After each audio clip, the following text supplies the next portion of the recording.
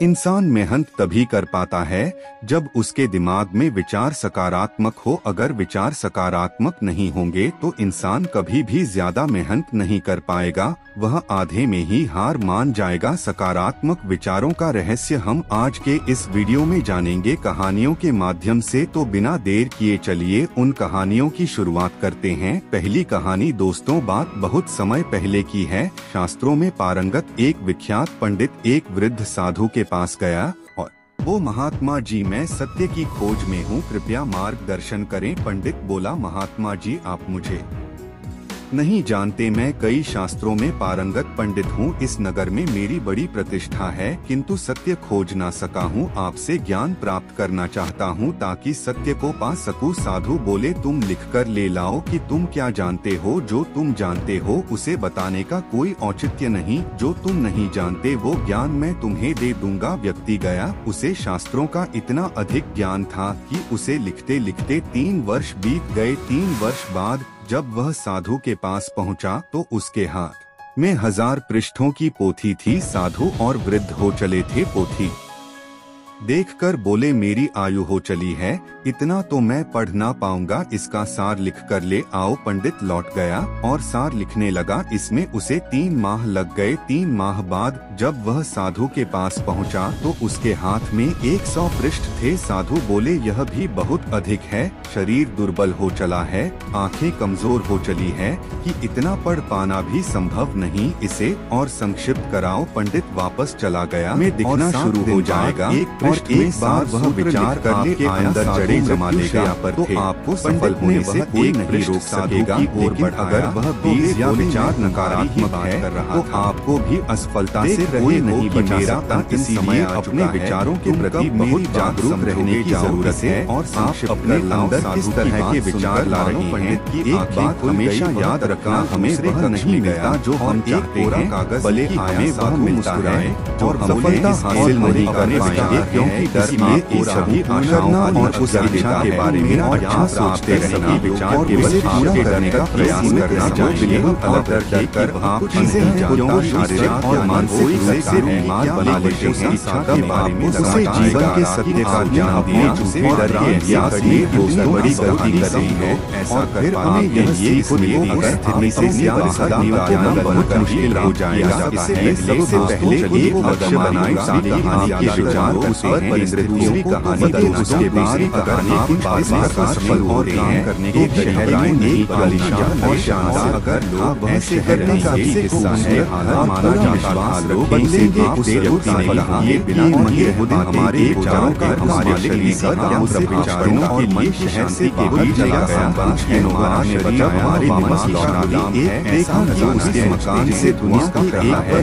गरीब जाने पर से आँख ने देखा हासिल कर लिया है। बहुत अधिक दुनिया के सबसे भाग्यशाली चल रहा है। जल्दी बीमार पड़ जाता है तो जहाँ लोग अच्छे जलने की क्षमता जितना लगता है मन की शादी के वो लंबे समय तक के सामने नियंत्रण के माध्यम से ली जा सकती है। उसे समझ और यदि आपको समझ अब क्या करें कैसे अपने घर को जलने और प्यार के लोगों से बदल समझ लगाने लगा कि किसी भी तरह ईर्ष्या के बाद जलने से बचा लेगा। उसी समय तब का बड़ा बेटा वहाँ आया सच्ची और बोला सोचते रहते और तो उनकी ऊर्जा एक समान करना शुरू करो। अगर ऊर्जा सकारात्मक से अपने शरीर पर पड़ता है व्यक्ति का मन शांत होता है। जैसे हमारी अपने आप की शांति का निगम स्वस्थ रहेंगे या जिसमान हमारे आसपास जैसे ही परिस्थितियों के अलावा हमारे विचार शांत हो जाएंगे और विचार हमारे शरीर को भी होगा और बना देना करते जैसे मानसिक शांति मिली सफल होने सबसे ज्यादा शरीर से ज्यादा बीमार पड़ते गए। सब कुछ आसान हो गया। जहाँ भी इसके तमाश भी बनकर शरीर जलते हुए देखने लगा। हमेशा और बोला अगर हमारा विचार हासिल करना है जल रहा है शरीर और की बड़ी जान करने हमारे अपने विचारों को अपने विचारों और सकारात्मक की केवल और केवल जैसे माध्यम से यह राष्ट्र शरीर के लिए इतना चाहिए उसी तरह हमारे शरीर करने लगे पैदा है जैसे ही चला जाएंगे लगातार अपनी उस गलती के बारे में इस शरीर पर दिखाई देगा किसी भी और सकारात्मक सबसे पहले अपने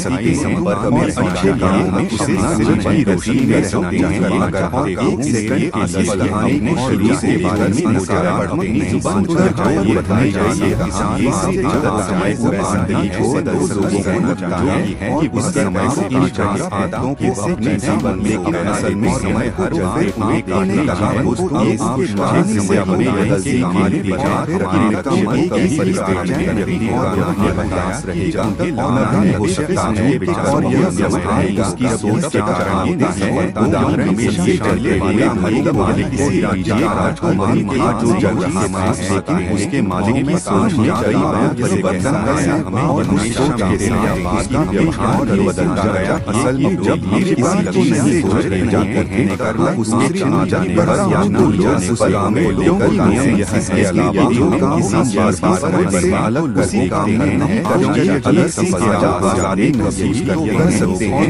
अगर हमारी अपना लक्ष्य बदलने के लिए और नहीं नजर आनी हमारी सफलता आपके जीवन में नारी लक्ष्य होना चाहिए और आपको अपनी पूरी सफलता लेकर लक्ष्य करने का प्रयास समस्या ही है और इसके लिए आपको अपने सभी विचारों पूरा माने लक्ष्य पर जब प्रयास करना होगा सफल होने के विचार निकले रहेंगे और हो सकता है कि एक बार हमें सफल हो जाए और दूसरों को सफलता न मिले तो दूसरों को ज्यादा ही आपके मन में पैसे ख्याल होने की संभावना नहीं है। इसके अलावा हमें हमेशा समय बर्बाद नहीं करना चाहिए इसके अलावा है अच्छा पैसा आने लगा है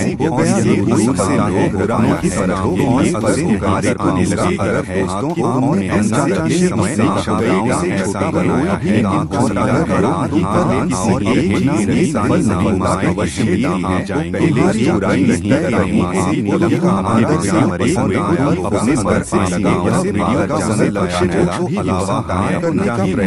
समय बर्बाद नहीं करना चाहिए। इसके अलावा हमें कभी भी नहीं सोचना चाहिए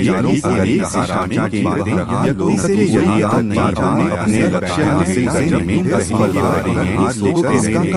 इसे बदला देने के नहीं है इसे हासिल बड़ा सकते बल्कि मौका मतलब है अपने लक्ष्य को हासिल करने के दौर से गुजर रहे हैं लक्ष्य नहीं बदलना चाहिए और इस तरह हमारे रिश्ते बिगड़ जाते हैं। अनुमान लगाना बंद करो दूसरे लोगों के विचारों को खाने की कोशिश करना गए लक्ष्य पर शंका करने का प्रश्न है नहीं से क्या विचारों दोस्तों पूर्ण ज्ञान या जानकारी करना चाहते हैं किसी भी व्यक्ति वस्तु या परिस्थिति के बारे में हम जो भी धारणा बनाते हैं जिसमें शंका लोग अक्सर आपको अपनी बातों से कमजोर और हताश करने की कोशिश करेंगे। इसलिए अगर आप डरेंगे तो आप अपने उनसे बदला लेने किसी भी लक्ष्य में रहते हैं उन्हें नीचा दिखाने के किसी भी चीज के बारे में सही तरीके से समझने के लिए उसके बारे में सारा ज्ञान या जानकारी जरूर हासिल करें। तो दोस्तों चलिए अब हमारी चौथी कहानी की शुरुआत करते हैं। चौथी कहानी एक राज्य में एक राजा का शासन था। वह कीमती वस्त्रों विचारों और मनोरंजन में अत्यधिक धन खर्च कर दिया करता था परंतु दान धर्म में एकदम भी खर्च नहीं करता था। जब भी कोई जरूरतमंद और चार व्यक्ति सहायता की आस में उसके दरबार में आता तो उसे खाली हाथ लौटा दिया जाता था। इसलिए लोगों ने उसके पास जाना ही छोड़ दिया था। एक वर्ष राज्य में वर्षा नहीं हुई जिससे वहां सूखा पड़ी अट गया। सूखे से फसल नष्ट हो गई। चारों ओर त्राही त्राही मच गई। लोग भूख प्यास से मरने लगे। राजा के कानों तक जब प्रजा का हाल पहुंचा तो वह कन्नी काटते हुए बोला, अब इंद्र देवता रूठ गए हैं तो इसमें मेरा क्या दोष है, मैं भला क्या कर सकता हूँ। प्रजा उनके समक्ष सहायता की गुहार लेकर आई। महाराज सहायता करें, अब आपका ही सहारा है, राजकोष थोड़ा धन प्रदान कर दें ताकि अन्य देशों से अनाज क्रय कर भूखे मरने से बच सके। राजा उन्हें दुत्कारते हुए बोला, जाओ अपनी व्यवस्था स्वयं करो, आज सूखे से तुम्हारी फसल नष्ट हो गई, कल अतिवृष्टि से हो जाएगी और तुम लोग ऐसे ही हाथ फैलाए मेरे पास आ जाओगे। तुम लोगों पर यूं ही राजकोष का धन लुटाता रहा तो मैं कंगाल हो जाऊंगा। जाओ यहाँ से। दुखी मन से लोग वापस चले गए, किंतु समय बीतने के साथ सूखे का प्रकोप बढ़ता चला गया। अन्न के एक एक दाने को मोहताज हो जाने पर लोगों के पास कोई चारा नहीं रहा और वे फिर से राजा के पास पहुँचे। सहायता की याचना करते हुए वे बोले, महाराज हम लाचार हैं, खाने को अन्न का एक दाना नहीं है, राजकोष से मात्र 0 की सहायता प्रदान कर दीजिए, आजीवन आपके आर्णी रहेंगे।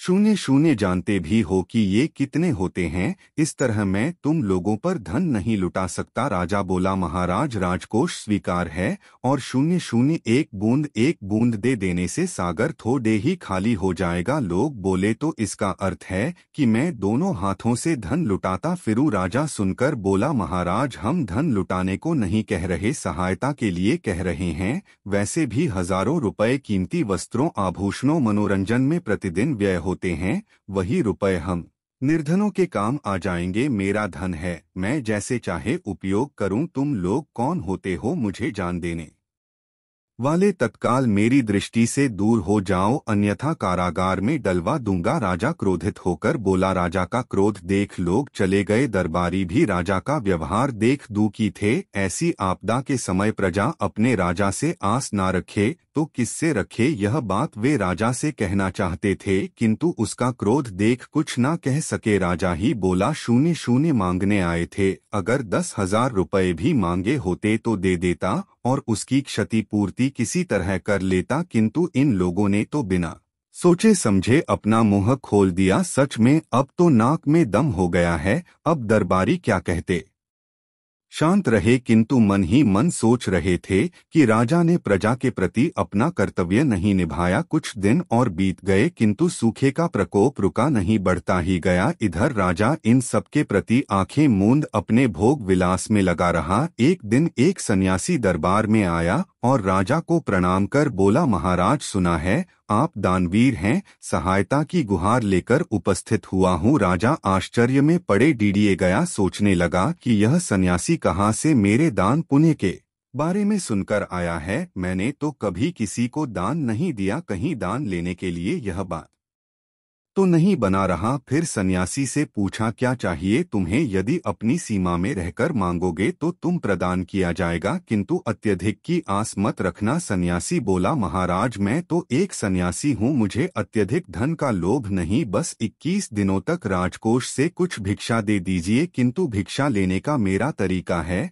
मैं हर दिन पिछले दिन से दुगुनी भिक्षा लेता हूँ, आपको भी ऐसा ही करना होगा। राजा सोचते हुए बोला, पहले यह बताओ कि पहले दिन कितनी भिक्षा लोगे, तब मैं निर्णय करूंगा कि तुम्हें राजकोष से भिक्षा दी जाए या नहीं। 2-4 रुपए मांगोगे तो मिल सकते हैं, 10-20 रुपए मांगोगे तो कठिनाई होगी। सन्यासी बोला, महाराज कहा ना मैं ठहरा। सन्यासी, अधिक धन का क्या करूंगा, आप मुझे पहले दिन मात्र 1 रुपया दे देना। सुनकर राजा बोला, ठीक है, मैं तुम्हें पहले दिन 1 रुपया और उसके बाद 20 दिनों तक प्रतिदिन पिछले दिन का दुगुना धन देने का वचन देता हूँ। राजा ने तत्काल कोषाध्यक्ष को बुलवाया और उसे अपना आदेश सुना दिया। राजकोष से सन्यासी को 1 रुपया मिल गया और राजा की जयकार करता हुआ चला गया। उसके बाद प्रतिदिन सन्यासी को राजकोष से धन मिलने लगा। कुछ दिन बीतने के बाद राज भंडारी ने हिसाब लगाया तो पाया कि राजकोष का धन कम हुए जा रहा है और इसका कारण सन्यासी को दिया जाने वाला दान है। उसने मंत्री को यह जानकारी दी। मंत्री भी उलझन में पड़ी डीडीडीएच गया। वह बोला, यह बात हमें पहले विचार करनी चाहिए थी। अब क्या कर सकते हैं, यह तो महाराज का आदेश है, हम उनके आदेश का उल्लंघन कैसे कर सकते हैं। राज भंडारी कुछ नहीं बोला। कुछ दिन और बीते और राजकोष से धन की निकासी बढ़ने लगी तो वह फिर से भागा मंत्री के पास पहुंचा और बोला, मंत्री जी, इस बार मैंने पूरा हिसाब किया है, वह हिसाब लेकर ही आपके पास उपस्थित हुआ हूँ। मंत्री ने जब हिसाब देखा तो चकित रह गया, उसके माथे पर पसीना आ गया। उसने पूछा, क्या यह हिसाब सही है? बिल्कुल सही, मैंने कई बार स्वयं गणना की है। राज भंडारी बोला, इतना धन चला गया है और अभी 21 दिन होने में बहुत समय है, 21 दिनों बाद क्या स्थिति बनेगी जरा बताओ। तो भंडारी बोला, वह हिसाब तो मैंने नहीं लगाया है, तो तत्काल हिसाब लगाकर मुझे बताओ। मंत्री ने आदेश दिया। भंडारी हिसाब करने लगा और पूरा हिसाब करके बोला, मंत्री जी, 21 दिनों में सन्यासी की दान की रकम 10,04,576 रप होंगी क्या?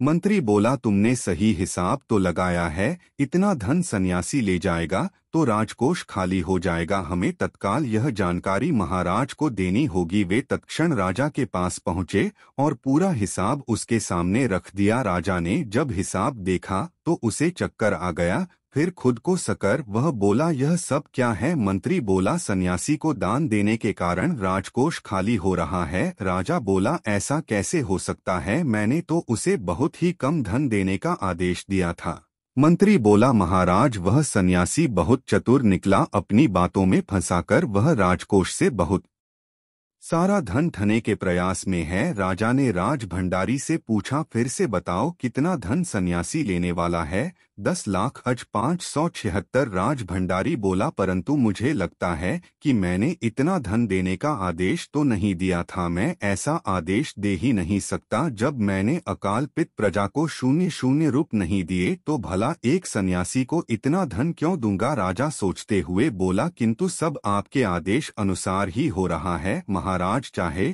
तो आप स्वयं हिसाब कर लीजिए। राज भंडारी बोला। मंत्री ने भी उसका समर्थन किया। भी इसी समय उस सन्यासी को मेरे समक्ष प्रस्तुत करो। राज चिल्लाया। तुरंत कुछ सैनिक भेजे गए और वे सन्यासी को लेकर राजा के सामने उपस्थित हुए। सन्यासी को देखते ही राजा उसके चरणों पर गिर पड़ा और बोला, बाबा, आपको दिए वचन से मेरा राजकोष खाली हुआ जा रहा है, इस तरह तो मैं कंगाल हो जाऊंगा, फिर मैं राजपाट कैसे चला पाऊंगा? किसी तरह मुझे इस वचन से मुक्त कर दीजिए, दया कीजिए। सन्यासी ने राजा को उठाया और बोला, ठीक है, मैं तुम्हें इस वचन से मुक्त करता, किंतु इसके बदले तुम्हें राज्य की प्रजा को 0 रुपए देने होंगे ताकि वे अकाल का सामना कर सके। राजा बोला, किंतु बाबा, वे लोग जब आए थे तब 10,000 मांग रहे थे, किंतु मैं 5,000 ही लूंगा, उससे एक ढेला कम नहीं। सन्यासी ने अपना निर्णय सुनाया। राजा बहुत गिद्ध गया, किंतु सन्यासी अपनी बात अड़ा रहा। अंतः विवश होकर राजा 0 रप देने तैयार हो गया। सन्यासी ने अपना वचन वापस ले लिया और चला गया। राजकोष से प्रजा को 0 दिए गए। प्रजा बहुत प्रसन्न हुई और राजा की जय जयकार करने लगी। तू कि राजा बहुत दिनों तक भोग विलास से दूर रहा। ली सीख, जब सीरी उंगली से घी ना निकले तो उंगली टेढ़ी ही करनी पड़ती है। दूसरी सीख, भला करोगे तो चारों ओर गुणगान होगा। दोस्तों, वीडियो से कुछ सीखे तो वीडियो को लाइक और चैनल को सब्सक्राइब कर बेल आइकन दबा ले। वीडियो देखने के लिए धन्यवाद। आपका दिन शुभ हो। जल्दी मिलेंगे अगले वीडियो में।